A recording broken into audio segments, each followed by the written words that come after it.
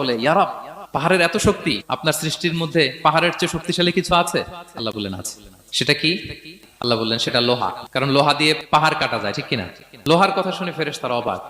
ফেরেশতারা প্রশ্ন, তাহলে আপনার সৃষ্টির মধ্যে লোহার চেয়ে শক্তিশালী কিছু আছে? আল্লাহ বললেন আছে। কি সেটা? আন্নার, আগুন। কারণ আগুন লোহাকে কি করে? গলিয়ে ফেলে।